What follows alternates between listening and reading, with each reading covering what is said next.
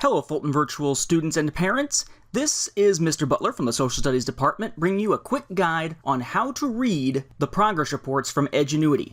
Now, this is going to be the progress report screen that you're going to see if you're a student and you go into the organizer and then reports and progress reports, or if you're a parent and you've been subscribed to the weekly progress report emails.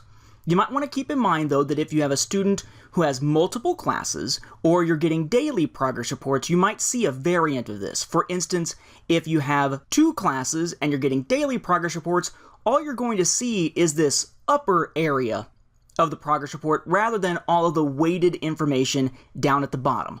All of it, though, can be accessed through the parent portal or through the progress reports in Edgenuity itself. So let's say you have one of these show up. This is an example that is pulled directly from the guide produced by Edgenuity, not actual live student data here. So up at the top, it's going to tell you which class you're looking at, in this case, Algebra 1. It'll give you your start date and your target end date. These are set usually by the school. In the case of Fulton Virtual, the start date is whatever date the student starts the class, whether it's the beginning of the semester or the day of enrollment. The target date is the end date for the Fulton Virtual course, not necessarily for the semester. Usually a Fulton Virtual course is designed to end about a week before the end of the semester, so it's enough time to get all the information to the school for the class that has now been completed. Now, if you look up on the top left, you'll see the 2 colored lines of boxes. This is essentially the same data that a student is going to see on their dashboard in the lobby when they first access Edgenuity and click on their course. That is information they see every single time, along with the actual grade, which is not showing up right there with the overall grade. That is something the student sees in a different way than is shown on this screen, but it is there. And that top bar represents percent completed and how much should have been completed in order to be on pace. The course completed percentage there, 2.7, that represents how much the student has managed to get complete based on the amount of time that individual items are expected to take. So for instance, in this case, a quiz that's 10 questions is expected to take less time than a test that's 25 questions or a final exam that's got 50 questions. This is the course completion percentage that teachers will use to gauge how far along the students are and that students can use to track their progress. There is another completion percentage we'll look at in a moment. It's not one we tend to use. At the bottom of the bar, it notes target completion. How far should the student be by now in order to be on pace to complete the course on time by that target date noted up there in the corner?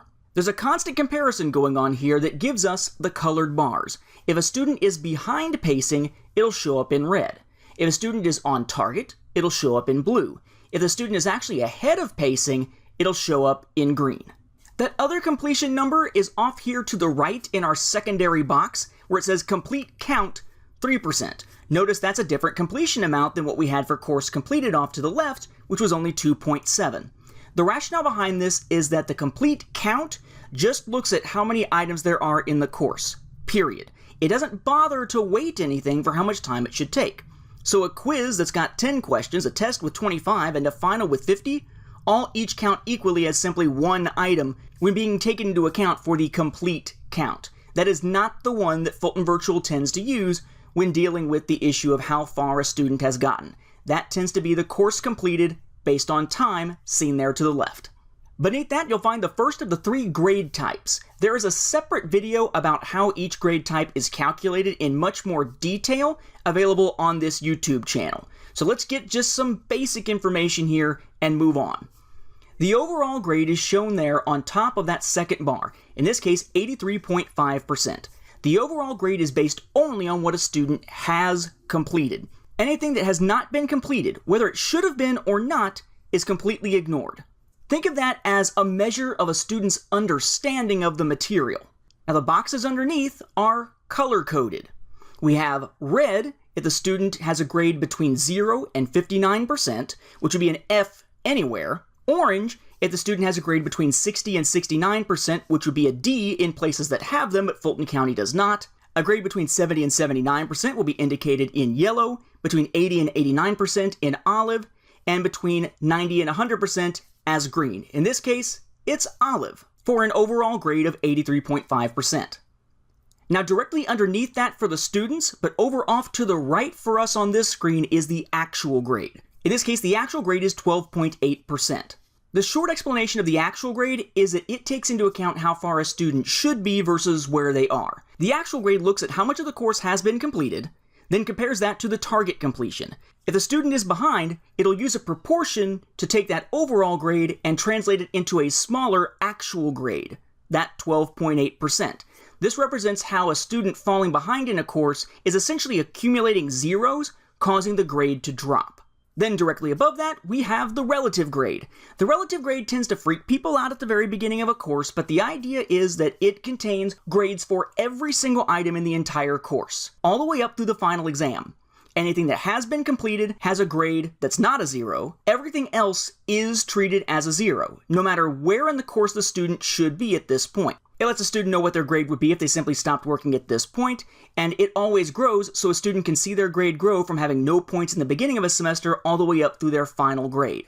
For what it's worth, for Fulton Virtual, when it comes to progress reports such as at the 6 or 12-week mark, we use the actual grade. The relative grade becomes the grade at the end of the semester, as it does represent grades on what was completed, zeros on what was not. More information on that can be found in that other video on this channel. Now directly beneath, we see a breakdown of the grades by weight. This particular class, Algebra 1, had quizzes, tests, exams, assignments, labs, and a space for additional items that do not exist yet within the course. We then have our rows. Taken is going to tell us how many of that item a student has completed. Total notes how many of those there are in the entire course. Then graded notes how many of the ones that have been completed were graded. Now that doesn't mean that the teacher hasn't graded it if those numbers don't match. In fact, look at the assignment there. 17 assignments taken, 14 were graded. What happened to the other 3? That assignment count, notice that giant total there of 583, isn't just talking about the items actually labeled as assignments. It takes into account everything. Introductions, summaries, the actual videos of instruction. Each of those all count as an assignment toward that total. The taken are how many out of that total were done, including watching the instruction videos and such, but then graded tells us how many of those were actually graded assignments rather than just, hey, watch the video. That they're not separated out so that the videos have a separate column is just an oddity with Edgenuity.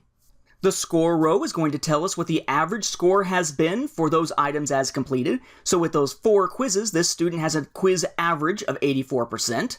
And then directly beneath that, in the last row, we see what the grade weight is. How much of the overall course grade has been weighted for that particular category. In this case, quizzes are 20%, tests are 50%, the exams, such as an end-of-course test, is 20%, the assignments are 10%. And in this case, we do have the example of a lab category that isn't actually factored into the grade for the class. That's pretty rare, but it does sometimes happen depending on the course. So what are the most important numbers to keep track of on this? The course completed as compared to the target completion. Get a sense of the student's understanding looking at the overall grade. During most of the semester, the actual grade is somewhat representative of what you might see in a traditional classroom if a student falls behind and has some zeros to make up. And then as we get towards the end of a semester, that relative grade becomes very important because that's what's going to eventually become the final course grade. Hopefully, this helps make sense of a lot of data thrown at you all at once. And of course, if you have any further questions, please contact your child's instructor.